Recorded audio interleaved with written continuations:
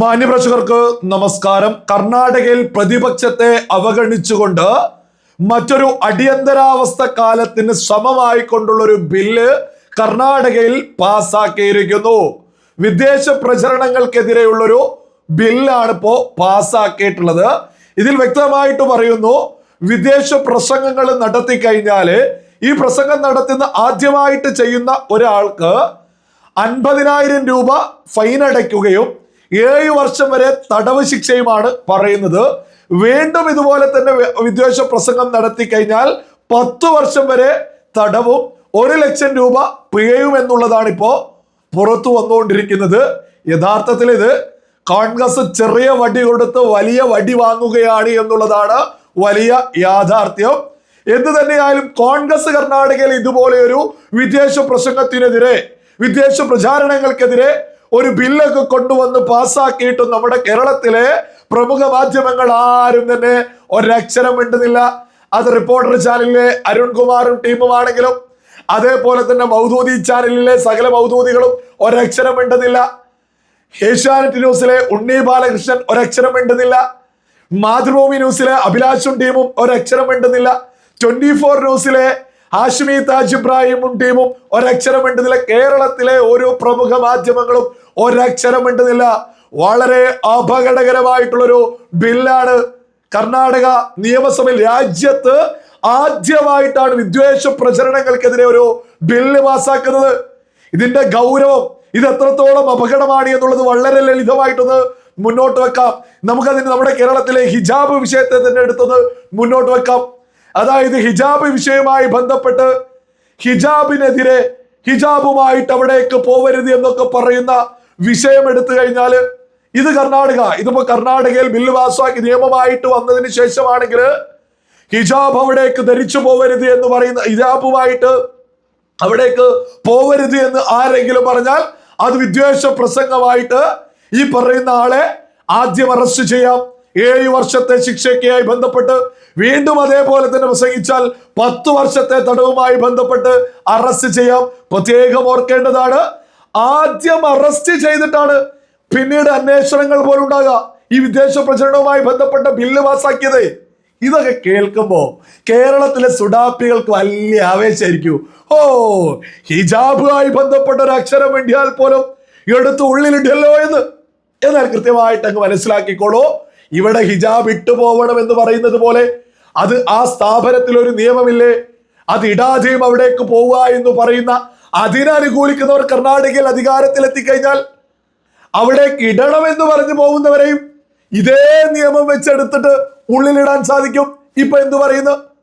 അതേപോലെ തന്നെ മറ്റൊരു ഉദാഹരണം കൂടി കൃത്യമായിട്ട് മുന്നോട്ട് വെക്കാം. കർണാടക സർക്കാർ ഇപ്പൊ എന്താ പ്രഖ്യാപിച്ചത്? വിദ്വേഷ പ്രചാരണം നടത്തുന്ന ആളുകള്, ആ വിദ്വേഷ പ്രചാരണം നടത്തുന്നവർക്കെതിരെയാണ് ഇപ്പോ നിയമം കൊണ്ടുവരുന്നത്, ബില്ല് പാസ്സാക്കിയിട്ടുള്ളത്. ഇതിന് നിയമമാവുമ്പോ ഓരോ ആളുകളും ഗൗരവത്തിൽ ചിന്തിക്കേണ്ടതാണ്. ഇത് സർക്കാർ ഉദ്യോഗസ്ഥർക്കെതിരെ, അതേപോലെ തന്നെ രാഷ്ട്രീയ നേതാക്കന്മാർക്കെതിരെ, ഭരിക്കുന്ന മുഖ്യമന്ത്രിക്കെതിരെ ആരെങ്കിലും പറഞ്ഞാൽ അതും വേണമെങ്കിൽ വിദ്വേഷ പ്രചരണം എന്ന രീതിയിൽ അറസ്റ്റ് ചെയ്യാൻ സാധിക്കുമോ? കാരണം ഈ ഒരു ഘടന, ഈ ബില്ല് പാസ്സാക്കിയാൽ എന്താണ് വിദ്വേഷ പ്രചരണം എന്ന് വ്യക്തമാക്കുന്നില്ല. അതിന് അതിർവരമ്പുകൾ ഒരു സ്ഥലത്ത് പോലും വെക്കുന്നില്ല. ഓൺലൈൻ സ്ഥാപനങ്ങൾക്കെതിരെ, മീഡിയകൾക്കെതിരെ, മാധ്യമ സ്വാതന്ത്ര്യത്തിനെതിരെയൊക്കെ തന്നെ കടന്നുകയറ്റം കർണാടകയിൽ നടക്കുക. എന്നാൽ ഇവിടെയുള്ള പ്രമുഖ മാധ്യമങ്ങൾ ഒരാൾ പോലും ഒരക്ഷരം മിണ്ടുന്നില്ല, ഒരാൾ പോലും. അതേസമയം നമ്മൾ പ്രത്യേകം ഓർക്കണം, കേരളത്തില് രാജ്യത്ത് മാധ്യമ സ്വാതന്ത്ര്യത്തിന് എത്രയോ പിറകിലാണ് എന്ന് പറഞ്ഞ് എത്ര അന്തി ചർച്ചകള് അരുൺകുമാർ മുതല് ഹാഷ്മി താജ് ഇബ്രാഹിം വരെ മുന്നോട്ട് കൊണ്ടുപോയിട്ടുണ്ട്.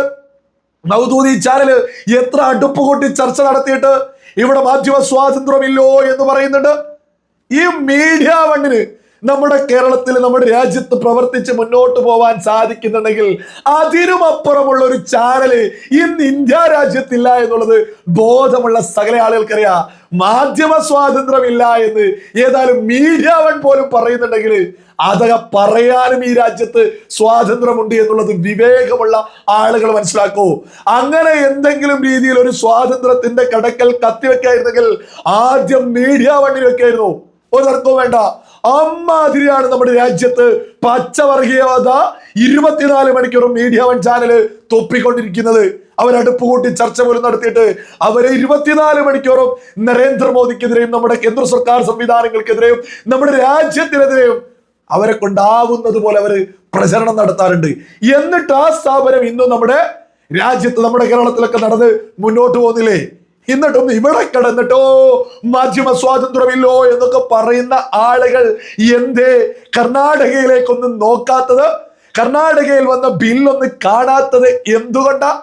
ബോധമുള്ള ഓരോ ആളുകളും ഒന്ന് ചിന്തിച്ചു നോക്കോ. ഇത് നേരെ തിരിച്ച് രാജ്യം മൊത്തം കേന്ദ്ര സർക്കാർ ആയിരുന്നു ഇതുപോലൊരു ബില്ല് കൊണ്ടുവന്നത് എങ്കിൽ നമ്മുടെ മാധ്യമങ്ങളൊക്കെ ഉറഞ്ഞു തുള്ളിലായിരുന്നു, സകലരും ചാടിവിയിലായിരുന്നു. കർണാടകയിൽ സംഭവിച്ചതേ ഓൺലൈൻ മീഡിയാസ്, മാധ്യമങ്ങള്, സകല പ്രമുഖ മാധ്യമങ്ങൾ എവിടെയും ആരെന്ത് പറഞ്ഞാലും അത് ഭരിക്കുന്ന സർക്കാർ സംവിധാനങ്ങൾക്ക് പറ്റാത്തതാണെങ്കിൽ ഈ വിദേശ പ്രചരണത്തിന്റെ ഭാഗമായിട്ട് അറസ്റ്റ് ചെയ്യാം. ഒരു അന്വേഷണം പോലും ഇല്ലാതെ ആദ്യം അറസ്റ്റ് ചെയ്തിട്ട് പിന്നീടാണ് അന്വേഷണം നടക്കുക. എത്രത്തോളം ഗുരുതരമായിട്ടുള്ള വിഷയ ഇത്. നമ്മുടെ രാജ്യത്ത് നരേന്ദ്രമോദി സർക്കാർ ഇതുപോലൊരു ബില്ല് കൊണ്ടുവന്നാൽ എങ്ങനെ ഇരിക്കും? സഹിക്കാൻ സാധിക്കും ഇവിടെയുള്ള സകല മാപ്രകൾക്കോ? ഇങ്ങനെ ഒന്ന് ചിന്തിച്ചാൽ മനസ്സിലാക്കാൻ സാധിക്കും സകല ചുടാപ്പികൾക്കും സകല മാപ്രകൾക്കോ ഈ കോൺഗ്രസ് കർണാടകയിൽ എത്രത്തോളം നെറുകേടാണ് ചെയ്ത് മുന്നോട്ട് പോകുന്നത് എന്ന്. ഇവർക്കിതൊരു ഉത്തരവൊന്നല്ല. ശ്രീമതി ഇന്ദിരാഗാന്ധി രാജ്യം ഭരിച്ച കാലം മുതൽ ഇവർ അടക്കി ഭരിച്ച് എതിർ ശബ്ദങ്ങളെ ഇല്ലാതെയാക്കി തന്നെയാണ് കോൺഗ്രസ് മുന്നോട്ട് പോയിട്ടുള്ളത്. അതേ ശൈലി അവർ ശേഷിക്കുന്ന സ്ഥലത്തും കൃത്യമായിട്ട് നടപ്പിൽ വരുത്തുന്നു എന്നുള്ളതും സകലരും തിരിച്ചറിയാം. കർണാടകയിൽ ഇപ്പോ BJP നേതാക്കന്മാരെ, RSSന്റെ നേതാക്കന്മാരെയൊക്കെ പൂട്ടിടാനാണ് കർണാടകയിൽ ഇപ്പൊ ഇത്തരത്തിലുള്ള കാര്യങ്ങളൊക്കെ കൊണ്ടുവരുന്നത്. ഒരക്ഷരമാര് ഭരണപക്ഷത്തിനെതിരെ മിണ്ടിക്കഴിഞ്ഞാലും ഈ ഒരു പൂട്ടിടാനാണ് കോൺഗ്രസ് ഇതൊക്കെ കൊണ്ടുവരുന്നത്. ഇത് യഥാർത്ഥത്തിൽ കോൺഗ്രസിന്റെ അങ്ങേയറ്റത്തെ മണ്ടത്തരമാണ് എന്നുള്ളതാ ബോധമുള്ള സകല ആളുകൾ മനസ്സിലാക്കേണ്ടത്. കർണാടകയിലും ഭരണം മാറും. ഈ രാജ്യം ഭരിക്കുന്നതാരാണ്? ഇതേപോലൊരു ബില്ല് രാജ്യത്ത് നരേന്ദ്രമോദി സർക്കാർ കൊണ്ടുവന്നാൽ ഇവന്മാര് എന്ത് ചെയ്യും? ഒരു അന്തവും കുന്തവും ഇല്ലാത്തത് കൊണ്ടാണ് കോൺഗ്രസ് ഒക്കെ ഇല്ലാതെയായി ഒരു മൂലയിലേക്ക് ഒതുങ്ങുന്നത് എന്നുള്ളതും ബോധമുള്ള സകല മലയാളികളും അങ്ങ് തിരിച്ചറിഞ്ഞോളൂ. കർണാടകയിൽ ഇപ്പോ ചെറിയ വടി കൊടുത്ത് വലിയ അടി വാങ്ങിയതിന് സമല്ലേ യഥാർത്ഥത്തിൽ ഇപ്പൊ അവിടെ നടന്നുകൊണ്ടിരിക്കുന്നത്? കുറച്ച് സമയത്ത് എങ്ങനെയെങ്കിലും സുഡാപ്പികളെ സുഖിപ്പിക്കാന് ഏത് വിഷയത്തിൽ ഒരു അക്ഷരം BJPക്കാര് പറഞ്ഞാല് അവരെയൊക്കെ തന്നെ അങ്ങ് പൂട്ടിടാന്, ഓൺലൈൻ മീഡിയാസിന് സർക്കാരിനെതിരെ ശബ്ദിക്കുന്നവരെ പൂട്ടിടാന് ഇതിനൊക്കെ കൊണ്ടുവന്ന ബില്ല. കുറെ മരമൊണ്ണകളായിട്ടുള്ള സുഡാപ്പികൾ ഇവിടെ കിടന്ന് ചോദിക്കുന്നുണ്ട് എന്ത് പിണറായി സർക്കാർ കൊണ്ടുവരാത്തത് എന്നൊക്കെ. പിണറായി സർക്കാർ അത് കൊണ്ടുവന്നിരുന്നെങ്കിൽ ഇന്ന് പാരടി എഴുതിയവര് വരെ വിദേശ പ്രചരണത്തിന് ഉള്ളിൽ പോവായിരുന്നു. ഇതൊക്കെ ഒന്നും ബോധമുള്ള സകല മലയാളികളും ഒന്ന് ചിന്തിച്ചു നോക്കൂ. കർണാടകയിൽ കോൺഗ്രസ് ശേഷിക്കുന്ന സ്ഥലത്ത് പോലും, കോൺഗ്രസ് രാജ്യത്ത് അവസാനമായിട്ട് ഉള്ള സ്ഥലത്ത് പോലും ജനങ്ങളെ സ്വാതന്ത്ര്യത്തിലാണ് കടന്നുകയറ്റം നടത്തുന്നത്. ഈ കോൺഗ്രസ് ജനാധിപത്യത്തെ അംഗീകരിക്കുന്നില്ല, കോൺഗ്രസ് അഭിപ്രായ സ്വാതന്ത്ര്യത്തെ അംഗീകരിക്കുന്നില്ല, ഒരു പൗരന്റെ മൂല്യങ്ങളെ അംഗീകരിക്കുന്നില്ല എന്നതിന്റെ ഏറ്റവും ലേറ്റസ്റ്റ് ഉദാഹരണ കർണാടകയിൽ കോൺഗ്രസ് ചെയ്തുകൊണ്ടിരിക്കുന്നത്. ഈ ഒരു വിഷയത്തെ ബോധമുള്ള മലയാളികൾ മനസ്സിലാക്കേണ്ടത് ഇത് കോൺഗ്രസിന് തന്നെ മണ്ടക്ക് കിട്ടാനുള്ള ഒന്നൊന്നര വടിയാണ് കോൺഗ്രസ് ഇപ്പൊ എടുത്തിട്ട് BJPക്ക് കൊടുക്കുന്നത് എന്നുള്ളതാണ് വളരെ വലിയ യാഥാർത്ഥ്യം.